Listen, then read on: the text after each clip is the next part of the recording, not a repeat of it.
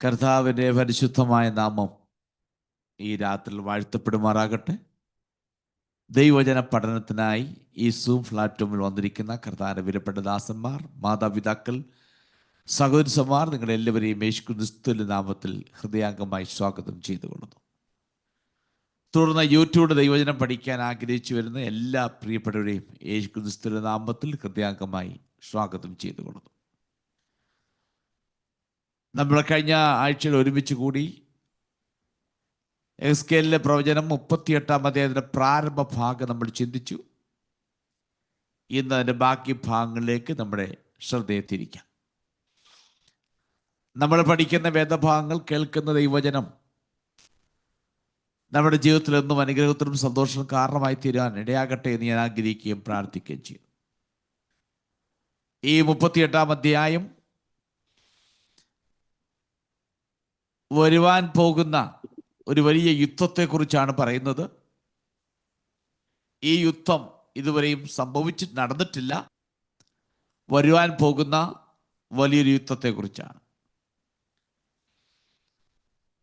ഇസ്രായേലിനെ ആക്രമിക്കുവാൻ വേണ്ടി ഗോഗിൻ്റെ നേതൃത്വത്തിൽ ഒരു വലിയ സൈന്യമായിട്ട് ഇസ്രായേലിലേക്ക് കടന്നു വരുന്നതായിട്ടാണ് നമുക്കിതിൻ്റെ പ്രാരംഭ ഭാഗത്ത് കണ്ടത്. ഈ അധ്യായത്തിൽ ഉടനീളം ദൈവിക ന്യായവിധിയുടെയും അതേസമയം ദൈവിക സംരക്ഷണത്തിൻ്റെയും പ്രവചനമായിട്ട് നമുക്ക് കാണാൻ കഴിയുന്നുണ്ട്. മാഗോഗ് എന്ന് പറയുന്ന ദേശത്തിലെ ഭരണാധികാരിയായിട്ടാണ് ഗോഗിനെ ഇതിനകത്ത് കാണിച്ചിരിക്കുന്നത്. മാഗോഗ് ദേശത്തെ കൂടാതെ വേറെ റോഷ്, മേശക്, തൂബൽ എന്ന് പറയപ്പെടുന്ന 3 ദേശങ്ങളെ കൂടെ ഉൾപ്പെടുത്തിയിട്ടുണ്ട്.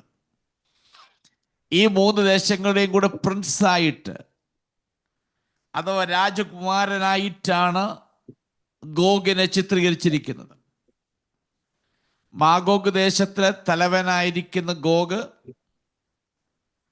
റോഷ്, മേശക്, തൂബൽ എന്ന് പറയുന്ന ദേശങ്ങളുടെയും പ്രധാന അധിപതിയാണ്. ഇതിനകത്ത് തെറ്റിദ്ധരിക്കപ്പെടുന്ന പല നിലകളിലുമായ പദപ്രയോഗങ്ങൾ കാണാൻ കഴിയുന്നുണ്ട്. ആളുകൾ അതിനെ തെറ്റായ നിലയിൽ വ്യാഖ്യാനിക്കുകയും പഠിപ്പിക്കുകയും ചെയ്യുന്നുണ്ട്. എന്നാൽ അതാരാണ്, ഗോഗ് ആരാണ് എന്നതിനെ കുറിച്ച് വ്യക്തമായ ഒരു തെളിവും വേദപുസ്തകത്തിൽ കാണുന്നില്ല. ഗോഗ് ഈ റോഷ്, മേശക്, തൂബൽ എന്ന് പറയുന്നത് നോഹയുടെ ഇളയ ആയ യാഫത്തിന്റെ സന്താന പരമ്പരയിൽപ്പെട്ടവരാണ്.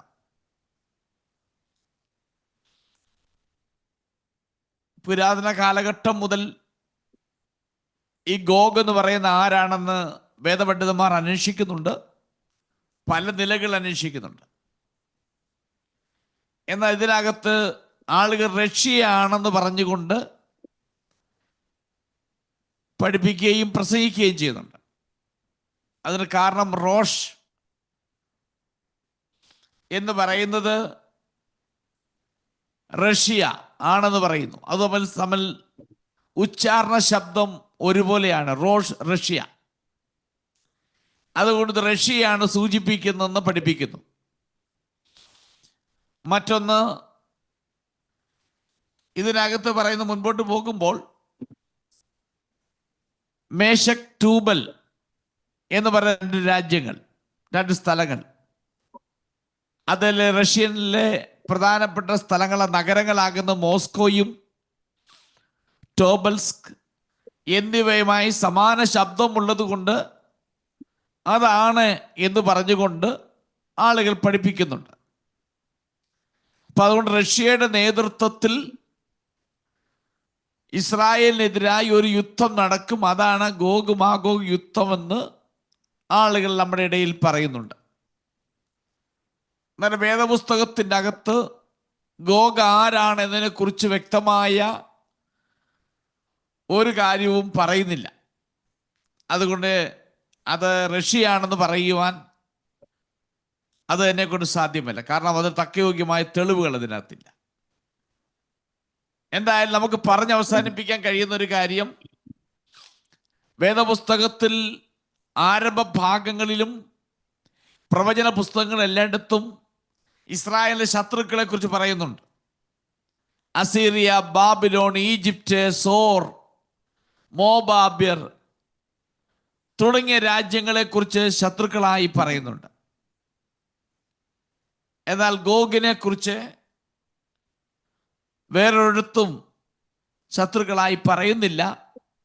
എന്നാൽ ഇവിടെ ഗോഗിന്റെ നേതൃത്വത്തിൽ ഒരു സൈന്യം, ഒരു കൂട്ടുകക്ഷി പോലെ ഉണ്ടാക്കിയിട്ട് അവരുടെ നേതൃത്വത്തിൽ ഇസ്രായേലിനോട് യുദ്ധം ചെയ്യുവാൻ വരുന്നതായിട്ടാണ് നമുക്കിതിൻ്റെ പ്രാരംഭ ഭാഗം തൊട്ട് കാണുവാൻ കഴിയുന്നത്.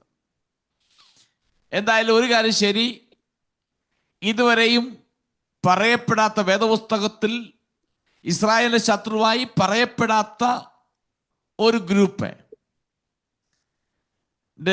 അതിലൊരാളുടെ നേതൃത്വത്തിൽ ഒരു ഗ്രൂപ്പ് സൈന്യം കൂട്ടുകക്ഷിയായി വന്ന് സഖ്യകക്ഷികളായിട്ട് വന്നിട്ട് ഇസ്രായേലിനെതിരെ യുദ്ധം ചെയ്യും എന്ന് വ്യക്തമായി നമ്മെ പഠിപ്പിക്കുന്നു. അതുകൊണ്ട് നമുക്കിനി തുടർന്നുള്ള ഭാഗങ്ങളിലേക്ക് നമ്മുടെ ശ്രദ്ധയെ നമുക്ക് തിരിക്കാം. അതിന് 4 മുതൽ 6 വരെ വാക്യങ്ങൾ ഒന്ന് വായിച്ച്. യെഹെസ്കേൽ പുസ്തകം 38 അധ്യായത്തിന്റെ 4 മുതൽ 6 വരെയുള്ള വാക്യങ്ങൾ. ഞാൻ നിന്നെ വഴിതെറ്റിച്ചു, നിന്റെ താടിയെല്ലിൽ ചൂണ്ടൽ കൊളുത്തി, നിന്നെയും നിന്റെ സകല സൈന്യത്തെയും കുതിരകളെയും ഒട്ടൊഴിയാതെ സർവായുധം ധരിച്ച കുതിരചേവകരെയും ഒട്ടൊഴിയാതെ വാളും പരിചയും പലകയും എടുത്ത ഒരു മഹാസമൂഹത്തെയും അവരോട് കൂടെ ഒട്ടൊഴിയാതെ പരിചയും തലക്കോരിയും ധരിച്ച പാർസികൾ, കൂശ്യർ, പൂത്യർ, ഗോമേരും അവന്റെ എല്ലാ പടകൂട്ടങ്ങളും വടക്കേ അറ്റത്തുള്ള തോഗർമോ ഗൃഹവും അതിന്റെ എല്ലാ പടകൂട്ടങ്ങളും എന്നിങ്ങനെ പല ജാതികളെയും നിന്നോട് കൂടെ പുറപ്പെടുമാറാക്കും. ഓക്കെ, നമുക്ക് വളരെ ശ്രദ്ധയോടുകൂടെ പ്രാർത്ഥനയോട് നമുക്കായിരിക്കാം. ഇതിലെ പല പേരുകളും പലതും പറയുമ്പോൾ നമുക്ക് മനസ്സിലാക്കാൻ ബുദ്ധിമുട്ടാണ്. അതുകൊണ്ട് എത്രയും ലളിതമായി പറയാമോ ആ നിലയിൽ ഞാൻ പറഞ്ഞു തരാൻ കർത്താവ് ശരണപ്പെടുന്നു. പിന്നെ 4-ാം വാക്യം മുതൽ 6-ാം വാക്യം വരെ കുറെ രാജ്യങ്ങളുടെ പേരും ദൈവം അവരെ പുറത്തു കൊണ്ടുവരുന്നതായിട്ടൊക്കെ കാണുവാൻ കഴിയുന്നുണ്ട്. ഇംഗ്ലീഷിൽ വായിക്കുമ്പോൾ അതിന് 4-ാം വാക്യത്തിൽ പറഞ്ഞ ഐ ബ്രിങ് യു ഔട്ട് എന്ന് പറയുന്നുണ്ട്. മലയാളത്തിൽ വരുമ്പോൾ അതിൽ 7-ാമത്തെ വാക്യത്തിലാണ് പല ജാതികളും നിന്നോടുകൂടെ പുറപ്പെടുവിക്കുമാറാക്കും എന്ന് പറയുന്നത്. ഇസ്രായേലിനെതിരെ ഗോഗിനെയും അവൻ സകല സൈന്യത്തെയും കൊണ്ടുവരുമെന്നോ ദൈവം ഇവിടെ ഉറപ്പായിട്ട് പറയുകയാണ്. അവിടെ പറയുന്നത്, ഞാൻ നിന്നെ വഴി തെറ്റിച്ച് നിന്റെ താടിയെല്ലിൽ ചൂണ്ടൽ കൊളുത്തി നിന്നെയും നിന്റെ സകല സൈന്യത്തെയും. പിന്നീട് ഓരോ സൈന്യത്തിന്റെ വിശദീകരണങ്ങൾ കൊടുത്തിട്ടുണ്ട്. അവരെ ഞാൻ കൊണ്ടുവരും എന്ന് അവിടെ ആവർത്തിച്ച് പറയുന്നുണ്ട്. എന്തായാലും ശരി, ആക്രമത്തിന് വേണ്ടിയും ഒരു അധിനിവേശത്തിന് വേണ്ടിയും ഗോഗിന്റെ ഹൃദയത്തിൻ്റെ അകത്ത് ഒരു ചെറിയ പ്രേരണ ഉണ്ടായിരുന്നു. അത് തുടർന്നുള്ള വാക്യങ്ങൾ പഠിക്കുമ്പോൾ ഞാൻ ആ ഭാഗം വിശദീകരിക്കാം. അങ്ങനെ എന്തു തന്നെ ആയിരുന്നാലും ഈ ഭാഗത്ത് മനസ്സിലാക്കാൻ കഴിയുന്ന ഇതിനകത്ത് ഒരു അതിശക്തമായ ഒരു ദൈവിക ഇടപെടൽ അഥവാ ഉദ്ദേശം ഉണ്ടായിരുന്നു എന്ന് കാണാൻ കഴിയും. കാരണം ദൈവം പറയുന്നത്, ഞാൻ നിന്റെ താടിയിൽ ചൂണ്ടൽ കൊളുത്തി നിന്നെയും എന്ന് എടുത്തു പറയുന്നു. അടുത്ത ഞാൻ നിന്നെ വഴി തെറ്റിച്ചു എന്നാ പറയുന്നത്. അപ്പോൾ ഈ ഗോഗിന്റെ ഹൃദയത്തിൻ്റെ അകത്ത് ആക്രമിക്കണം, അധിനിവേശം നടത്തണം, കീഴടക്കണം എന്നൊക്കെ ഒരു ആഗ്രഹം കിടപ്പുണ്ട്. അങ്ങനെയുള്ളതിനെ ദൈവം തന്നെ പുറത്ത് കൂട്ടിക്കൊണ്ട് ആ ലെവലിലേക്ക് നയിക്കുന്നതായിട്ടാണ് കാണാൻ കഴിയുന്നത്. ഇവിടെ ഗോഗും അവന്റെ സൈന്യവും യുദ്ധത്തിന് തയ്യാറായിരിക്കുന്നു. അവർക്ക് അതിനെക്കുറിച്ചൊരു പ്ലാൻ ഉണ്ട്. എന്നാൽ യഹോവയായ ദൈവം അതിനെ മറ്റൊരു തലത്തിലേക്ക് തിരിച്ചുവിടുകയാണ്. അപ്പൊ അവർക്ക് ഇസ്രായേലിനെതിരെ യുദ്ധം ചെയ്യണമെന്നൊരു ആഗ്രഹമുണ്ട്. എന്നാൽ യഹോവയായ ദൈവം അതിനെ മറ്റൊരു തലത്തിലേക്ക് നീങ്ങി അത് വേറെ നിലയിലാക്കി തീർക്കുകയാണ്.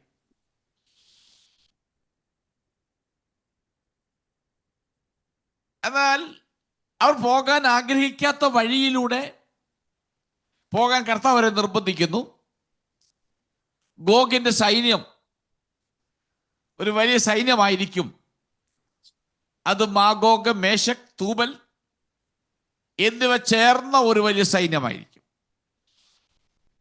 കൂടാതെ നമ്മളിവിടെ വായിച്ചു, വേറെ ചില രാജ്യങ്ങളുടെ പേരിവിടെ വായിച്ചു. പാർസികൾ, കൂശ്യർ, പൂത്യർ, ഗോമേരും വേറെ 4 രാജ്യങ്ങളുടെ പേരുകൾ ഇവിടെ പറഞ്ഞിട്ടുണ്ട്. ഇത് പഴയമ കാലഘട്ടത്തിലുള്ള പേരുകളാണ്. ഇന്ന് വാസ്തവത്തിൽ ഈ പേരുകളൊന്നും നിലവിൽ ആ രാജ്യങ്ങൾക്കില്ല. അതുകൊണ്ട് ഇത് ഏത് രാജ്യങ്ങളാണെന്ന് തീർത്തു പറയുവാൻ ഒരല്പം ബുദ്ധിമുട്ടുണ്ട്. എന്നാൽ ചിലതിൻ്റെയൊക്കെ അടിസ്ഥാനത്തിൽ നമുക്ക് പറയാം ഇന്ന രാജ്യമാണെന്ന് പറയാം. പേർഷ്യ, കൂശ്, പൂത്യർ, ഗോമർ. പേർഷ്യ എന്ന് പറയുന്നത് ഇസ്രായേലിന് കിഴക്കാണ്. അതിൽ ഇന്നത്തെ ഇറാൻ ഉൾപ്പെടുന്നുണ്ട്. നമുക്കറിയാം, നമ്മുടെ കേരള നാട്ടിൽ എൻ്റെ ചെറുപ്പകാലത്തൊക്കെ ഞാൻ കേട്ടിട്ടുള്ളത്, ഗൾഫിൽ മറ്റും ആളുകൾ പോകുമ്പോൾ അന്ന് പറയുന്നത് പേർഷ്യയിൽ പോയിട്ട് വന്നതാണ് പറയുന്നത്. പേർഷ്യയിൽ, ഗൾഫ് എന്ന് പറയാറില്ല. ആ കാലഘട്ടങ്ങളിൽ പറഞ്ഞുകൊണ്ടിരുന്നത് മൊത്തം പേർഷ്യ പേർഷ്യ എന്നാണ്. അത് ഇറാനോട് ചേർന്നുള്ള പ്രദേശങ്ങളാണ്. അപ്പൊ അങ്ങനെ പേർഷ്യ എന്ന് ഇവിടെ പറയുന്നത് ഇറാൻ അതിനകത്ത് ഉൾപ്പെടുന്നുണ്ട്. കൂശ്യർ എന്ന് പറയുന്നത് എത്യോപ്യയാണ് ഉൾപ്പെടുന്നത്. കൂശ്യർ, ഈജിപ്റ്റ്, സുഡാൻ എന്നീ പ്രദേശങ്ങൾ ഉള്ളവരായിരിക്കാം കൂശ്യർ എന്ന് പറയപ്പെടുന്നതെന്ന് വേദപണ്ഡിതന്മാർ അഭിപ്രായപ്പെടുന്നു. ഈജിപ്റ്റ്, സുഡാൻ, എത്യോപ്യ ഈ 3 രാജ്യങ്ങളിലുള്ള ആളുകളെയാണ് കൂശ്യർ എന്ന പേരിൽ അറിയപ്പെടുന്നത്. പൂത്യർ എന്ന് പറയുന്നത് ഇത് വടക്കേ ആഫ്രിക്കക്കാരാണെന്ന് പറയുന്നു. നോർത്ത് ആഫ്രിക്ക, ഒരുപക്ഷെ ഇന്നത്തെ ലിബിയ ആയിരിക്കാമെന്ന് പണ്ഡിതന്മാർ അഭിപ്രായപ്പെടുന്നു. അങ്ങനെയെങ്കിൽ പേർഷ്യ എന്ന് പറയുന്ന ഇറാനോട് ചേർന്ന രാജ്യം, ഇറാനും ഇറാനോട് ചേർന്ന രാജ്യങ്ങൾ. കൂശ്യർ എന്ന് പറയുമ്പോൾ ഇന്നത്തെ എത്യോപ്യ, ഈജിപ്റ്റ്, സുഡാൻ എന്നിവ ചേർന്നുള്ള ഒരു ഗ്രൂപ്പ്. പൂത്യർ എന്ന് പറയുമ്പോൾ വടക്കേ ആഫ്രിക്ക, അതായത് ഇന്നത്തെ ലിബിയ. നമ്മൾ ഇന്ന് ഇസ്രായേലിനോട് ബന്ധം നോക്കുമ്പോൾ വാസ്തവത്തിൽ ലിബിയ ഇസ്രായേലിനെതിരാണ്. പേർഷ്യ, ഇറാന് ഇസ്രായേലിനെതിരാണ്. ഈ ഈജിപ്റ്റും മറ്റും ഇസ്രായേലിന് എതിരായിട്ട് കാണാൻ കഴിയുന്നത്. അങ്ങനെയെങ്കിൽ നമുക്ക് വേണമെങ്കിൽ ഈ പറയപ്പെട്ട രാജ്യങ്ങളായിരിക്കാം എന്ന ഒരു അനുമാനത്തിൽ എത്തിച്ചേരാൻ കഴിയും. പേർഷ്യ, എത്യോപ്യ, ലിബിയ എന്നീ 3 രാജ്യങ്ങൾ ആയിരിക്കാമെന്ന് നമ്മൾ ഈ പഠിച്ചതിൻ്റെയൊക്കെ അടിസ്ഥാനത്തിൽ ഇന്നത്തെ ചരിത്രത്തിലൂടെയും ജിയോഗ്രഫിക്കലായിട്ട് നോക്കുമ്പോൾ ഈ 3 രാജ്യങ്ങളാണ് പേർഷ്യ, കൂഷ്, പൂത്യർ എന്ന് പറയപ്പെടുന്ന 3 രാജ്യങ്ങൾ എന്ന് പറയുന്നത് ഇറാൻ, എത്യോപ്യ, ലിബിയ എന്നിവിടങ്ങളിലായിരിക്കാം. വടക്കേ അറ്റത്ത് വരുന്ന അവരോടൊപ്പം ഉണ്ട്. ഇനി വടക്കേ അറ്റത്ത് വരുന്നതാണ് ഗോഗ്. ഈ 38-ാം അധ്യായത്തിലെ 15-ാമത്തെ വാക്യം ഒന്ന് വായിച്ചേ. 38-ാം അധ്യായത്തിലെ 15-ാമത്തെ വാക്യം. നീയും നിന്നോട് കൂടെ പല ജാതികളും ഒട്ടൊഴിയാതെ കുതിരപ്പുറത്ത് കയറി ഒരു മഹാസമൂഹവും മഹാസൈന്യവുമായി നിന്റെ ദിക്കിൽ നിന്ന് വടക്കേ അറ്റത്ത് നിന്ന് തന്നെ വരും. നിന്റെ ദിക്കിൽ നിന്ന് വടക്കേ അറ്റത്ത് തന്നെ വരുന്നു. അങ്ങനെയെങ്കിൽ ഗോഗ് വരാൻ പോകുന്നു ഇസ്രായേലിന്റെ വടക്ക് ഭാഗത്തു നിന്ന്. അപ്പോൾ ഇസ്രായേലിന്റെ കിഴക്ക് പേർഷ്യ, തെക്ക് എത്യോപ്യ, പടിഞ്ഞാറ് ലിബിയ എന്നിവിടങ്ങളിൽ സഖ്യകക്ഷികളുണ്ട്. വടക്ക് ഭാഗത്ത് ഗോഗിന് നേതൃത്വമുള്ള മാഗോഗ്. ഇനി മറ്റൊരു കാര്യം, ഗോമർ എന്ന് പറയുന്നുണ്ട്. 4 രാജ്യങ്ങളോട് ഗോമർ ഉണ്ടല്ലോ, ഗോമർ. ഈ ഗോമറിനെ കുറിച്ച് പറയുന്നത് യൂറോപ്പിലെ ദനൂബ്, റൈൻ നദികളുടെ തീരത്ത് താമസിക്കുന്ന ഒരു ജനവിഭാഗമാണ് ഗോമർ എന്ന് പറയപ്പെടുന്നു. ഒന്നുകൂടി പറഞ്ഞാൽ ഇന്നത്തെ തുർക്കിയുടെ കിഴക്കൻ പ്രദേശത്ത് താമസിച്ചിരുന്ന അർമേനിയക്കാർ അഥവാ എന്ന് പറയപ്പെടുന്നുണ്ട്. അവിടെ നമ്മൾ വായിക്കുമ്പോൾ തോഗർമ ഗ്രഹവും എന്ന് പറയുന്നുണ്ട്. ഗോമരും അവന്റെ എല്ലാ പടക്കൂട്ടവും വടക്കേ അറ്റത്തുള്ള തോഗർമ ഗൃഹവും എന്ന് പറയുന്നുണ്ട്. അപ്പൊ ഗോമർ എന്ന് പറയുന്നത് യൂറോപ്പിലെ ദനൂബ്, റൈൻ നദികളുടെ തീരത്ത് താമസിച്ചിരുന്ന ജനവിഭാഗത്തെയാണ് ഗോമർ എന്ന് പറയുന്നത്. അതായത് ഇനി അടുത്തത് തോഗർമ എന്ന് പറയുമ്പോൾ തുർക്കിയുടെ കിഴക്ക് ഭാഗത്ത് താമസിച്ചിരുന്ന അർമേനിയക്കാർ, അതാണ് ദോർഗമ എന്ന് പറയപ്പെടുന്നത്. അപ്പൊ ഗോമറും ദോഗർമയും ഇസ്രായേലിന്റെ വടക്കേ അറ്റത്ത് വരും എന്നാണ് ജിയോഗ്രഫിക്കലായി പഠിക്കും മനസ്സിലാക്കാൻ കഴിയുന്നത്.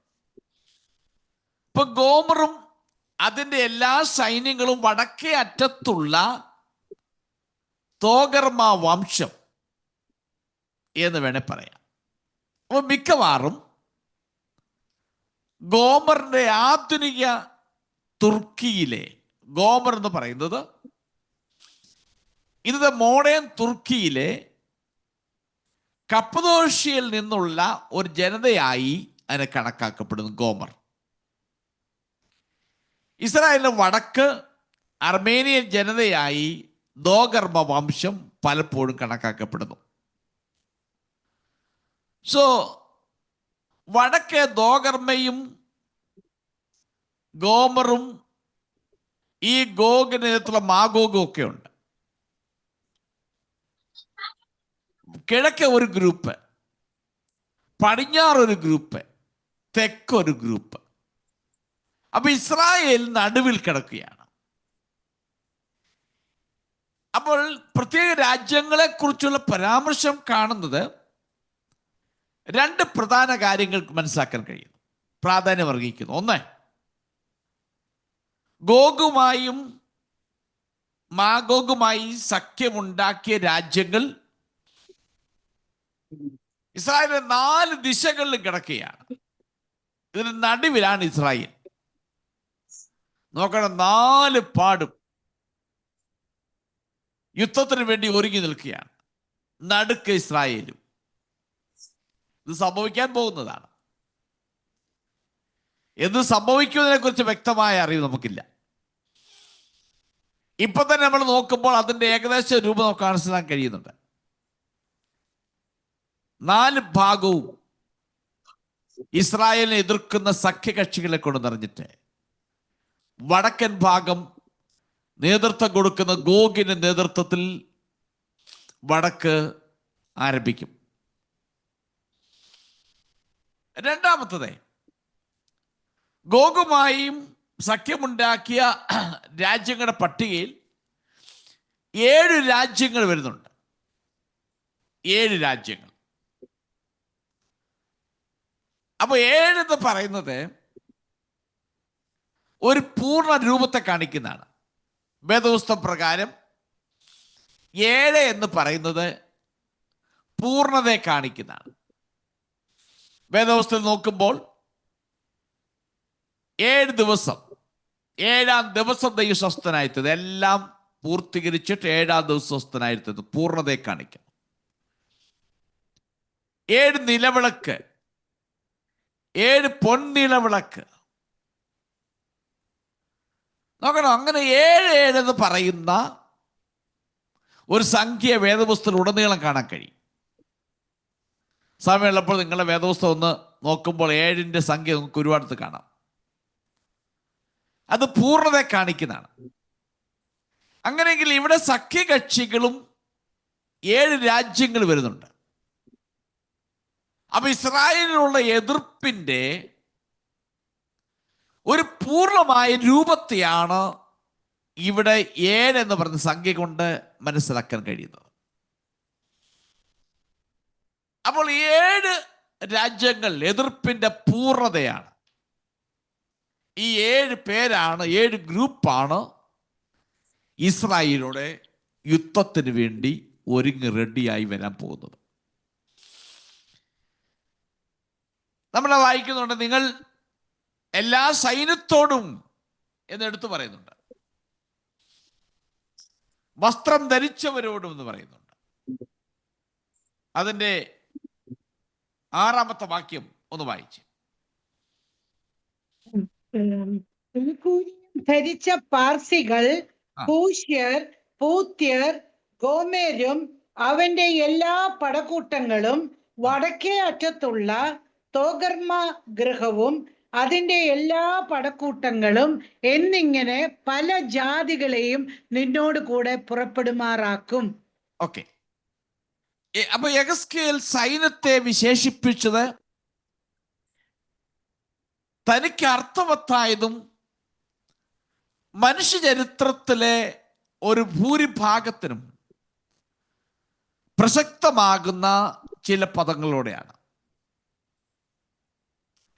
ഇത് വളരെ സുസജ്ജമായി ഒരു സൈന്യത്തെ കാണിക്കുന്നുണ്ട്. തയ്യാറായി നിൽക്കുന്ന ഒരു സൈന്യം, കീഴടക്കുവാൻ വേണ്ടി, പിടിച്ചടക്കുവാൻ വേണ്ടി തയ്യാറായി നിൽക്കുന്ന ഒരു സഖ്യകക്ഷി, ഗോഗിന്റെ നേതൃത്വത്തിലുള്ളതായ ഒരു സഖ്യകക്ഷി ഗ്രൂപ്പ്. അതാണ് ഇതുവരെ ആ രാജ്യങ്ങൾ ഏതെല്ലാമാണെന്ന് വളരെ വ്യക്തമായി അവിടെ എഴുതിയിട്ടുണ്ട്. ചിലതിനൊക്കെ ദിശയും പറഞ്ഞിട്ടുണ്ട്. നമുക്കിനി 7 മുതൽ 9 വാക്യങ്ങളിലേക്ക് പോകാം. ഒരുങ്ങിക്കൊള്ളുക, നീയും നിന്റെ അടുക്കൽ കൂടിയിരിക്കുന്ന നിന്റെ സമൂഹമൊക്കെയും ഒരുങ്ങിക്കൊള്ളുവീൻ. നീ അവർക്ക് മേധാവിയായിരിക്ക. ഏറിയ നാൾ കഴിഞ്ഞിട്ട് നീ സന്ദർശിക്കപ്പെടും. വാളിന് ഒഴിഞ്ഞു പോകുന്നതും പല ജാതികളിൽ നിന്നും ശേഖരിക്കപ്പെട്ടതുമായ ഒരു രാജ്യത്തിലേക്ക് നീ ഒടുക്കം വന്നു ചേരും. നിരന്തര ശൂന്യമായി കിടന്നിരുന്ന ഇസ്രായേൽ പർവ്വതങ്ങളിൽ തന്നെ. എന്നാൽ അവർ ജാതികളുടെ ഇടയിൽ നിന്ന് വന്ന് എല്ലാവരും നിർഭയമായി വസിക്കും. നീ മഴക്കോൾ പോലെ കയറി വരും. നീയും നിന്റെ എല്ലാ പടക്കൂട്ടങ്ങളും നിന്നോട് കൂടെയുള്ള പല ജാതികളും മേഘം പോലെ ദേശത്തെ മൂടും. ഓക്കെ യഹോവ മതിയോ പാസ്റ്ററെ? ഓക്കെ ഓക്കെ 9 വരെ ആയല്ലോ. ഓക്കെ, ഇവിടെ ഇതിനു മുമ്പുള്ള വാക്യങ്ങൾ ഏതെല്ലാം രാജ്യങ്ങളാന്ന് പറഞ്ഞു.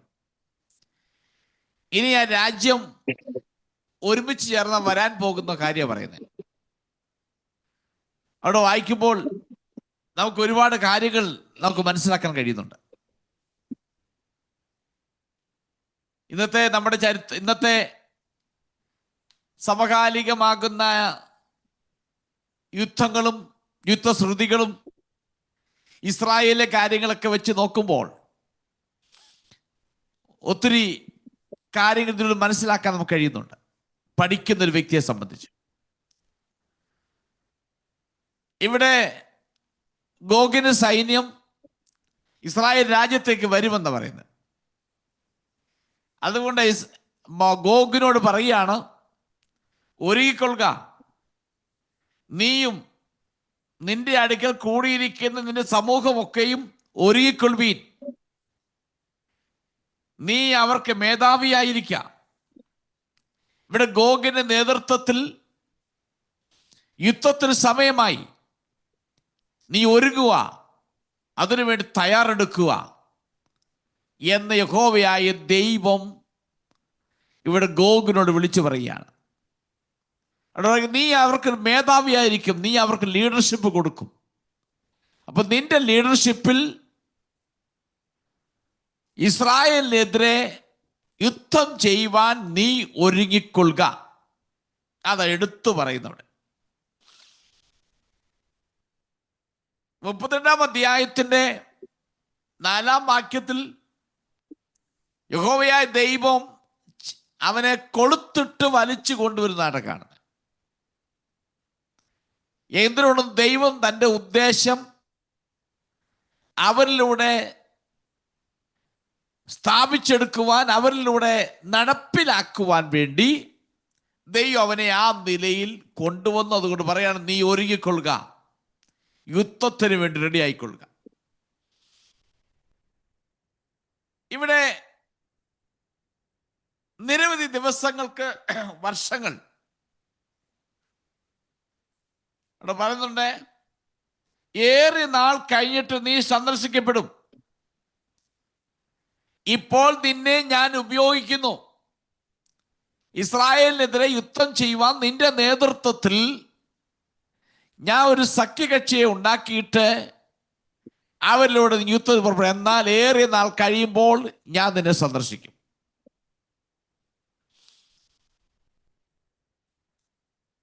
അടുത്ത പറയുന്നുണ്ട്, വാളിൽ ഒഴിഞ്ഞു പോകുന്നതും പല ജാതികളിൽ ശേഖരിക്കപ്പെട്ടതുമായ ഒരു രാജ്യത്തേക്ക് നീ ഒടുക്കം വന്നു ചേരും. നീ അവിടുന്ന് യാത്ര തിരിച്ച് വന്നു ചേരാൻ പോകുന്ന സ്ഥലമെന്ന് പറയുന്നത് ഇസ്രായേലിനെ കുറിച്ച് തന്നെ പറയുന്നത്. അതാ പറയുന്നത്, അവർ ജാതിയിടയിൽ നിന്ന് വന്ന് എല്ലാവരും നിർഭയമായി വസിക്കും. ഇസ്രായേൽ പർവ്വതങ്ങൾ തന്നെ എന്ന് എടുത്തു പറയുന്നത് കൊണ്ട് ഇവർ ഇസ്രായേലിലേക്ക് വന്ന് കയറും എന്നതിനെ കുറിച്ച് വളരെ വ്യക്തമായി പറയും. ഗോഗിന്റെയും മാഗോഗിന്റെയും ഈ പ്രവചനം ഉടൻ നിവൃത്തിയാകുകയില്ല. പറഞ്ഞാൽ അവസാന നാളിൽ തന്നെ ഇത് നിവർത്തിക്കപ്പെടും എന്ന് കാണാൻ കഴിയുന്നുണ്ട്. മുൻ പ്രവചനത്തിന് നിവൃത്തിയായി എന്ന നിലയിൽ നിരവധി ആളുകളെ ശേഖരിച്ച് അവർ ഇസ്രായേലിനെതിരെ വരും. ഗോഗ് ഇസ്രായേലിനെതിരെ വലിയ സൈന്യങ്ങളുമായി വരുമെന്നതിനാൽ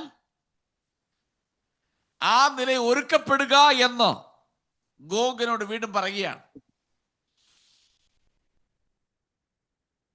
നമുക്ക് വീണ്ടും മനസ്സിലാക്കുവാൻ കഴിയുന്ന വസ്തുത അവിടെ വായിക്കുന്ന, ഈ ഒരു കൊടുങ്കാറ്റ് പോലെ കയറി വരും. പിന്നെ വീണ്ടും പറയുന്നുണ്ട്, നീ ഒരു മഴക്കോൾ പോലെ കയറി വരും.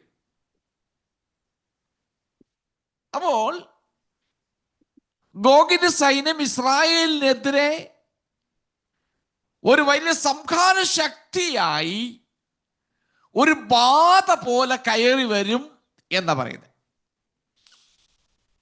ഒരു കാറ്റ് അടിക്കുന്ന ആക്രമശക്തമായിട്ടാണ്,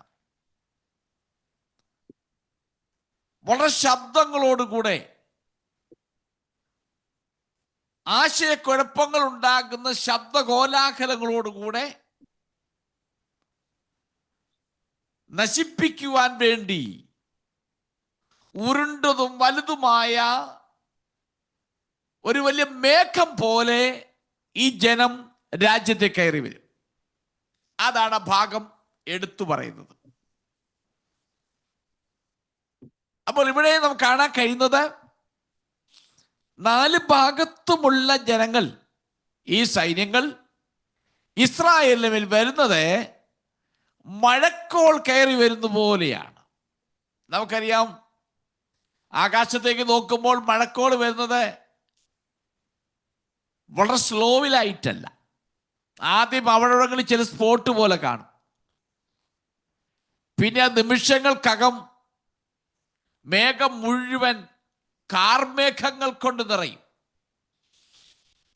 എന്നതുപോലെ ആദ്യം 1 കാണും, 2 കാണും, 3 കാണും, പിന്നെ അത് വളരെ ശക്തമായി ഇരച്ചു കയറി ഇസ്രായേലിന് മീതെ കിടക്കുന്നതായിട്ട്, അതിനെ ആക്രമിക്കാൻ വരുന്നതായിട്ടാണ് മനസ്സിലാക്കാൻ കഴിയുന്നത്. നമുക്ക് ഇതിന്റെ 10 മുതൽ 13 വാക്യങ്ങൾ വായിക്കാം. യഹോവയായ കർത്താവ് ഇപ്രകാരം അരുളി ചെയ്യുന്നു, ആ. അന്നാളിൽ നിന്റെ ഹൃദയത്തിൽ ചില ആലോചനകൾ തോന്നും. ആ. നീ ഒരു ദുരുപായം നിരൂപിക്കും. ആ. മതിലില്ലാത്ത ഗ്രാമങ്ങളുള്ള ദേശത്ത് ഞാൻ ചെല്ലും. ആ. കൊള്ളയിടേണ്ടതിനും കവർച്ച ചെയ്യേണ്ടതിനും ശൂന്യമായി കിടന്നിട്ട് വീണ്ടും നിവാസികളുള്ള സ്ഥലങ്ങൾക്ക് നേരെയും ജാതികളുടെ ഇടയിൽ നിന്നും ശേഖരിക്കപ്പെടും. കന്നുകാലികളെയും ധനത്തെയും സമ്പാദിച്ചും ഭൂമിയുടെ മധ്യേ വസിച്ചും ഇരിക്കുന്ന ഒരു ജനത്തിന്റെ നേരെയും കൈ നീട്ടേണ്ടതിനും ഒട്ടൊഴിയാതെ മതിലും ഓടാമ്പലും കതകും കൂടാതെ നിർഭയം വസിച്ച് സ്വൈര്യമായിരിക്കുന്നവരുടെ നേരെയും ഞാൻ ചെല്ലും എന്ന് നീ പറയും. അടുത്ത 13ാമത്തെ വാക്യം കൂടെ. ഷെബയും ദേദാനും തർശീഷ് വർത്തകന്മാരും അതിലെ സകല ബാലസിംഹങ്ങളും നിന്നോട്, നീ കൊള്ളയിടുന്നവനോ വന്നത് കവർച്ച ചെയ്യുവാനും വെള്ളിയും പൊന്നും എടുത്തുകൊണ്ടു പോകുവാനും കന്നുകാലികളെയും ധനത്തെയും അപഹരിപ്പാനും ഏറ്റവും വലിയ കൊള്ള നടത്തുവാനും ആകുന്നുവോ നീ നിന്റെ സമൂഹത്തെ കൂട്ടിയിരിക്കുന്നത് എന്ന് പറയും. ഓക്കെ, ഇവിടെ അതിന്റെ 10ാമത്തെ വാക്യത്തിൽ നാം കാണുന്നു, യഹോവ കർത്താവ് ഇപ്രകാരം, അന്നാളിൽ നിന്റെ ഹൃദയത്തിൽ ചില ആലോചനകൾ തോന്നും, നീ ഒരു ദുരുപായം നിരൂപിക്കും. അപ്പൊ ഇവിടെ വരുമ്പോൾ ചില ആലോചനകൾ ഹൃദയത്തിൻ്റെ അകത്ത് തോന്നും, നീ ഒരു ദുഷ്ട പദ്ധതി ഉണ്ടാക്കും. നമ്മുടെ 4ാമത്തെ വാക്യത്തിൽ പഠിച്ചതും ഈ വാക്യം കൊണ്ട് നമ്മളൊന്ന് കമ്പയർ ചെയ്യുമ്പോൾ, ഞാൻ അവിടെ പറഞ്ഞായിരുന്നു, അവരുടെ ഹൃദയത്തിൻ്റെ അകത്ത് ആക്രമിക്കണമെന്നൊരാഗ്രഹം കിടപ്പുണ്ട്. അത് ഇതിനു മുമ്പുള്ള 6ാം വാക്യത്തിലും 8ാം വാക്യത്തിലും ഈ 10ാമത്തെ വാക്യത്തിലും അത് ആവർത്തിച്ച് പറയുന്നുണ്ട്. ഇത് യഹോവയായ ദൈവം അതിൻ്റെ അകത്ത് ഇടപെട്ടിട്ട് മറ്റൊരു വിധത്തിലേക്ക് ആ യുദ്ധത്തെ കൊണ്ടുപോവുകയാണ്. അപ്പോൾ ദൈവം ഗോഗിനെയും അവന് സഖ്യകക്ഷികളെയും ഇസ്രായേലിനെതിരെ വരാൻ വേണ്ടി പറഞ്ഞു. അതേസമയം ദൈവം ഗോഗിന്റെ ഹൃദയത്തിൻ്റെ അകത്ത് ഒരു ദുഷ്ട പദ്ധതിയുടെ ആശയങ്ങളിൽ അവൻ പ്രേരിതനായിരുന്നു. അല്ലാതെ ഇഷ്ടമല്ലാത്ത ഗോഗിനെ ദൈവം വലിച്ചിഴച്ചു കൊണ്ടുവന്നതല്ല എന്നർത്ഥം. ഓൾറെഡി അവന്റെ ഹൃദയത്തിനകത്ത് ദുഷ്ടാലോചന ഉണ്ട്, ഇസ്രായേലിന് നേരെ യുദ്ധം ചെയ്യണം. ദൈവം അതിനെ മറ്റൊരു തലത്തിലേക്ക് കൊണ്ടുവന്നു എന്ന് മാത്രമേ അതിനകത്തുള്ളൂ. ഇവിടെ എടുത്തു പറയുന്ന ചില കാര്യങ്ങളുണ്ട്. ഒന്ന് പറയുന്നു, മതിലില്ലാത്ത ഗ്രാമങ്ങൾ ഉള്ള ദേശത്ത് ഞാൻ ചെല്ലും. അതിൻ്റെ 11ാമത്തെ വാക്യത്തിൽ പറയുന്നതാ, മതിലില്ലാത്ത ഗ്രാമങ്ങളുള്ള ദേശത്ത് ഞാൻ ചെല്ലും, കൊള്ളയിടേണ്ടതിനും കവർച്ച ചെയ്യേണ്ടതിനും ശൂന്യമായി കിടന്നിട്ട് വീണ്ടും നിവാസികളുള്ള സ്ഥലങ്ങൾക്ക് നേരെയും ജാതികളുടെ ശേഖരിക്കപ്പെട്ടു എന്ന് പറയപ്പെടുന്നുണ്ട്. ഇവിടെ ഗോഗ് ഇസ്രായേലിനെ ആക്രമിക്കാൻ പദ്ധതികൾ തയ്യാറാക്കും. ഈ സമയത്ത് ഇസ്രായേൽ വാസ്തവത്തിൽ സമാധാനത്തോടെയാണ്, ഇസ്രായേൽ നിർഭയമായിരിക്കുകയാണ്. അതാണ് പറയുന്നതിനർത്ഥം. മതിലില്ലാതെ കിടക്കുക. ഇവിടെ വായിക്കുന്നുണ്ട്, നിർഭയമായി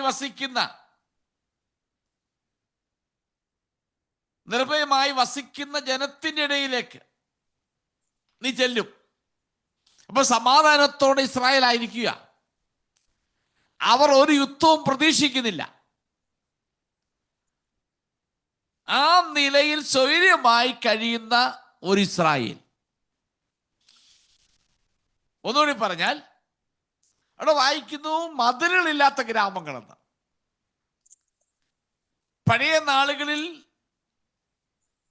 അത് എല്ലാ ഗ്രാമങ്ങൾക്കും പട്ടണങ്ങൾക്കും മതിലുകളുണ്ട്.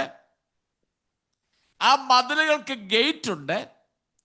ആ ഗേറ്റ് പൂട്ടുന്ന സിസ്റ്റവും ആ കാലഘട്ടത്തിലുണ്ടായിരുന്നു. എന്നാൽ ഇവർ ചെല്ലുന്ന സമയത്ത് ഇസ്രായേലിലെ പട്ടണങ്ങൾക്ക് വലിയ പ്രതിരോധങ്ങൾ ഉണ്ടാകുകയില്ലെന്നർത്ഥം. മതിലുകളില്ലെന്നല്ല അർത്ഥം, അക്ഷരാർത്ഥത്തിലല്ല അല്ല അത് പറയുന്നത്, മെറ്റാഫറിക്കലായിട്ട്. മതിലുകൾ എപ്പോഴും പ്രതിരോധിക്കാനുള്ളതാണ്. ആരും ഞങ്ങളുടെ വീടിനകത്ത് കയറല്ലേ, ഞങ്ങളുടെ കോമ്പൗണ്ടിൽ കയറല്ലേ, അതിൻ്റെ അകത്ത് ആരും കയറല്ല. അതാണല്ലോ മതിൽ കിട്ടുന്നത്, പെർമിഷൻ ഇല്ലാതെ.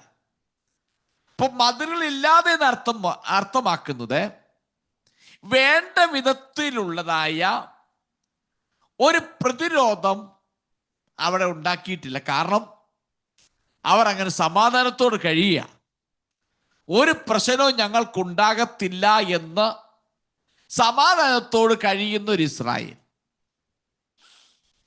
അപ്പോൾ നമുക്കറിയാം ഈ കാലഘട്ടമല്ല ഏതായാലും. ഇപ്പോൾ അവരുടെ ഹൃദയത്തിനകത്ത് യുദ്ധത്തിന് മേൽ യുദ്ധമാണ്. ഇപ്പൊ സമാധാനത്തോട് കഴിയുന്നൊരു കാലഘട്ടം അത്. ആ കാലഘട്ടത്തിലാണ് ഇവർ യുദ്ധം ചെയ്യാൻ വേണ്ടി പോകുന്നത്. അപ്പോൾ എന്ന് പറഞ്ഞാൽ വേണ്ട വിധ പ്രതിരോധങ്ങളോ പട്ടാളത്തെ ഒന്നും കാവലാക്കാതെ സമാധാനത്തോട് ജീവിക്കുന്നൊരു കാലഘട്ടം. ഇസ്രായേലിനെതിരെ ഗോഗിനുണ്ടായിരുന്ന ആദ്യത്തെ ദുർചിന്ത അവരെ ആക്രമിക്കുക എന്നുള്ളതായിരുന്നു. അവർ ദേശത്തേക്ക് തിരികെ വന്നപ്പോൾ ഇസ്രായേൽ ദേശം പ്രതിരോധമില്ലാതെയായി കാണപ്പെട്ടു. രണ്ടാമത്തത് അവരെ കൊള്ളയടിക്കുക, നശിപ്പിക്കുക. എന്തിനു കൊള്ളയടിക്കണം? സാമ്പത്തികമാകുന്ന താല്പര്യം മുൻനിർത്തി ഇസ്രായേലിനെ ആക്രമിക്കുക എന്നതായിരുന്നു. ആ സമൃദ്ധിയിലേക്ക് ഇസ്രായേൽ ജനം വന്നു. നഷ്ടപ്പെട്ട രാജ്യം തിരികെ കിട്ടി. അവർ സമാധാനത്തോടെ താമസിക്കുന്നു. സമൃദ്ധിയിലേക്ക് വന്നപ്പോൾ ഇനി അവരെ കൊള്ളയടിക്കുക എന്നുള്ളതാണ് ഗോഗിന്റെ ലക്ഷ്യം. ഗോഗിന്റെ ലക്ഷ്യം ഇസ്രായേലിന്റെ എല്ലാ സമ്പത്തും എടുത്തുകൊണ്ട് പോവുക. ആ സമയങ്ങളിൽ ഇസ്രായേൽ ലോകത്തിലെ ഏറ്റവും വലിയ സമർത്ഥമായ രാജ്യങ്ങൾ ഒന്നായിരിക്കുമെന്നതിന്റെ അർത്ഥം. നമ്മള് ഈ 12ാം വാക്യത്തിൽ വായിക്കുമ്പോൾ നമുക്ക് മനസ്സിലാക്കാൻ കഴിയുന്ന അങ്ങനെയാണ്. ജാതിയുടെ ഇടയിൽ നിന്ന് ശേഖരിക്കപ്പെട്ടു. നമുക്കറിയാം ഇസ്രായേൽ ചിതറപ്പെട്ടു പോയ സ്ഥാനത്തു നിന്നും ജാതികളിൽ നിന്ന് ശേഖരിക്കപ്പെട്ടവർ വീണ്ടും നിവാസികളുടെ സ്ഥലങ്ങളായി മാറി. വീണ്ടും കന്നുകാലികളെയും ധനത്തെയും സമ്പാദിച്ചു. ഇന്ന് ഇസ്രായേൽ എല്ലാം നഷ്ടപ്പെട്ടു പോയ ഇസ്രായേൽ സ്വതന്ത്ര രാഷ്ട്രമായി കഴിഞ്ഞപ്പോൾ അവിടെ ഇന്ന് ആവശ്യത്തിന് കന്നുകാലികളും മൃഗങ്ങളും കൃഷി വിഭവങ്ങളും സമ്പത്തുകളും കൊണ്ട് ഇസ്രായേൽ നിറഞ്ഞിരിക്കുകയാണ്. ഇനി അവർക്ക് ലഭിക്കേണ്ട ചില രാജ്യങ്ങളുണ്ട്, സ്ഥലങ്ങൾ. അപ്പൊ ആ നിലയിൽ വെച്ച് നോക്കുമ്പോൾ ഇസ്രായേലിനോടുള്ള ബന്ധത്തിൽ ഇവിടെ പറയുന്നത് പരിണതമാക്കിയ നമ്മൾ വായിച്ചു നോക്കുമ്പോൾ ഭൂമിയുടെ മധ്യത്തിൽ നിന്ന് വായിക്കുന്നുണ്ട്. ഭൂമിയുടെ മധ്യഭാഗം അവിടെ പരിണത വാക്യത്തിൽ വായിക്കുന്നുണ്ടല്ലോ. അതെ, കന്നുകാലികളെയും ധനത്തെയും സമ്പാദിച്ചും ഭൂമിയുടെ മധ്യേ വസിച്ചും ഇരിക്കുന്ന ഒരു ജനത്തിന്റെ നേരെയും കൈനീട്ടേണ്ടതിനും. ഭൂമിയുടെ മധ്യേ വസിക്കുന്ന ഒരു ജനം എന്നെടുത്തു പറയുന്നുണ്ട്. അപ്പൊ ദൈവത്തിന്റെ ജനങ്ങൾ താമസിക്കുന്ന സ്ഥലത്തെ വിശകലനം ചെയ്യാൻ വേണ്ടി വളരെ ഇൻട്രസ്റ്റ് ആയിരിക്കുന്ന ഒരു പദപ്രയോഗം അവിടെയുണ്ട്. ഭൂമിയുടെ മധ്യം. ഇസ്രായേലിന്റെ ഭൂമി ദൈവത്തിന്റെ ലക്ഷ്യങ്ങളുടെ അടിസ്ഥാനത്തിൽ ഭൂമിയുടെ നടുവിലായിട്ടാണ് ചിത്രീകരിക്കപ്പെട്ടിരിക്കുന്നത്. അങ്ങനെയാണ് പൊതുവെ പറയപ്പെടുന്ന ഇസ്രായേൽ ഭൂമിയുടെ മധ്യഭാഗമാകുന്ന പാലസ്തീൻ അറിയപ്പെടുന്നത്. ഇനിയും ആവർത്തന പുസ്തകം 32 വാക്യം ഒന്ന് വായിച്ച ഭാഗം നിർത്താം നമുക്ക്. Deuteronomy chapter 32 verse 8.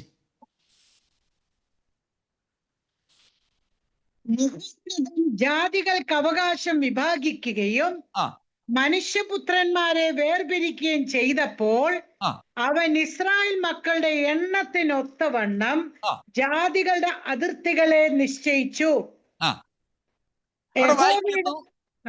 അതിന്റെ നടുവിൽ ദൈവം ഇസ്രായേലിന്റെ അതിരുകൾ നിശ്ചയിച്ച് അവർക്ക് കൊടുത്തിരിക്കുകയാണ്. അപ്പോൾ ഇസ്രായേൽ ജാതികൾക്ക് ചുറ്റുമുണ്ട്. നടുവിൽ ഇസ്രായേലിനുള്ള അതിര് ദൈവം വേർതിരിച്ച് കൊടുത്തിരിക്കുകയാണ് എന്ന് വ്യക്തമായി കാണാൻ കഴിയുന്നുണ്ട്. ശൂന്യമായി വീണ്ടും ജനനിവാസമില്ലാത്ത സ്ഥലങ്ങൾ വീണ്ടും നിവാസയോഗ്യമാകുന്നു. ജനം ശേഖരിക്കപ്പെടുന്നു. ധനം സമ്പാദിച്ച് ഭൂമിയുടെ മധ്യഭാഗത്തേക്ക് അവർ വരുന്നു. എന്താണ് ഭൂമിയുടെ മധ്യഭാഗം എന്ന് പറയാനുള്ള കാരണം? അത് യെരുശലേമാണെന്ന് വിശദീകരിക്കുന്ന പദപ്രയോഗങ്ങൾ മനസ്സിലാക്കാൻ കഴിയുന്നുണ്ട്. പൊതുവെ ആളുകൾ പറയും ഭൂമിയുടെ മധ്യഭാഗമാകുന്ന യെരുശലേം, പാലസ്തീൻ ഒക്കെ പറയും. ഇത് രാഷ്ട്രീയ തലസ്ഥാനമോ മതപരമാകുന്ന ഒരു മതകേന്ദ്രത്തെ കുറിച്ചല്ല പറയുന്നത്. നമ്മൾ ലോകത്തിലേക്ക് നോക്കുമ്പോൾ ലോക ചരിത്രത്തെ രണ്ടായി വിഭജിച്ച ഒരു ചരിത്ര പുരുഷനാണ് ക്രിസ്തു. ലോക ചരിത്രത്തിൽ നടുവിൽ കിടക്കുന്നതാണ് ക്രിസ്തു. അങ്ങനെയെങ്കിൽ ആ ചരിത്രക്രമത്തിന്റെ അടിസ്ഥാനം എന്ന് പറയുന്നത് ആ പാലസ്തീനാണ്. അപ്പൊ അതുകൊണ്ട് എല്ലാ രാജ്യങ്ങളും ഒരുപോലെ ഉറ്റുനോക്കിക്കൊണ്ടിരിക്കുന്നത് ഇസ്രായേലിനെയാണ്. ലോകത്തിന് വീണ്ടെടുപ്പുകാരൻ ജന്മം കൊണ്ടത് ജനിച്ചത് ഇസ്രായേലാണ്. ആ ലോകത്തിന് വീണ്ടെടുപ്പിന്റെ പദ്ധതിയാകുന്ന ക്രൂശീകരണം നടന്നത് ഇസ്രായേലിലാണ്. അപ്പൊ അങ്ങനെ മൊത്തത്തിൽ നോക്കുമ്പോൾ, ആ നിലയിൽ നോക്കുമ്പോൾ ഇത് ദേശത്തിന്റെ ഭൂമിയുടെ മധ്യഭാഗമാണെന്ന് പറയാൻ കഴിയും. അതാണ് ഇവിടെ ഉദ്ദേശിക്കുന്നത്. ഭൂമിശാസ്ത്രപരമായിട്ടായിരിക്കാം. എന്നാൽ ലോകചരിത്രത്തിലെ ക്രമത്തിന്റെ അടിസ്ഥാനം, ലോകചരിത്രത്തെ രണ്ടായി വിഭജിക്കപ്പെട്ട മനുഷ്യൻ നമ്മുടെ ക്രിസ്തു, ജനിച്ചത് വളർന്നത് സകല മനുഷ്യന്റെ പാപങ്ങളെ വഹിച്ചുകൊണ്ട് കാൽവറിയിൽ പരമയാഗമായി തീർന്നതും ആ ഭൂമിയിലാണ്. അതുകൊണ്ട് ചരിത്രത്തിൻ്റെയും എല്ലാത്തിൻ്റെയും മധ്യമായി കാണുന്നത് ക്രിസ്തു അവൻ ജനിച്ച അഥവാ മരിച്ചടക്കപ്പെട്ട് ഉയർത്തെഴുന്നേറ്റ ദേശമാണ്. അതുകൊണ്ട് ഭൂമിയുടെ മധ്യഭാഗം എന്ന് പറയുന്നതിന് തെറ്റില്ല. അതുകൊണ്ട് ഈ രാത്രിയിൽ ഞാൻ വാക്കിടെ അവസാനിപ്പിക്കുകയാണ്. നാം മനസ്സിലാക്കേണ്ട വസ്തുത സകലത്തിൻ്റെ മീതെയും ദൈവത്തിന് പരമാധികാരമുണ്ട് എന്നൊരു കാര്യമാണ്. ഗോഗ് മനസ്സിനകത്ത് തീരുമാനിച്ചപ്പോൾ തന്നെ ദൈവം അത് മനസ്സിലാക്കി അവനെ ദൈവത്തിൻ്റെ കയ്യിലെ ആയുധമാക്കി അവനിലൂടെ ഇസ്രായേലിന്മേൽ യുദ്ധം ചെയ്യിക്കുവാൻ അതിന് കാര്യങ്ങൾ ക്രമീകരിക്കുകയാണ്. എന്നാൽ അതിന് നടുവിലും ദൈവത്തിൻ്റെ വലിയൊരു സംരക്ഷണത്തെ ഒരു ക്രമീകരണത്തെക്കുറിച്ച് തുടർന്ന ഭാഗങ്ങൾ പഠിക്കുമ്പോൾ നമുക്ക് മനസ്സിലാക്കാൻ കഴിയും. അതുകൊണ്ട് ഈ രാത്രിയിൽ നാം ചിന്തിക്കേണ്ട വസ്തുത, നാം നനച്ചതിനേക്കാൾ സമയം ഏറ്റവും അടുത്തു. ഇസ്രായേൽ ചുറ്റും ഇന്നേക്ക് നോക്കുമ്പോൾ അവിടവിടങ്ങളായ ചില രാജ്യങ്ങൾ ഇസ്രായേലിനോട് എതിർപ്പ് പ്രകടിപ്പിക്കുന്നു. എന്നാൽ അവരെല്ലാം ഒരു സഖ്യകക്ഷികളായി ചേർന്നിട്ട് 4 ഭാഗത്തു നിന്നും കാർമേഘ പടലങ്ങൾ പോലെ കയറി ചെന്ന് ആക്രമിക്കപ്പെടുന്ന ഒരു നാളുണ്ട് എന്ന് മനസ്സിലാക്കാൻ കഴിയുന്നുണ്ട്.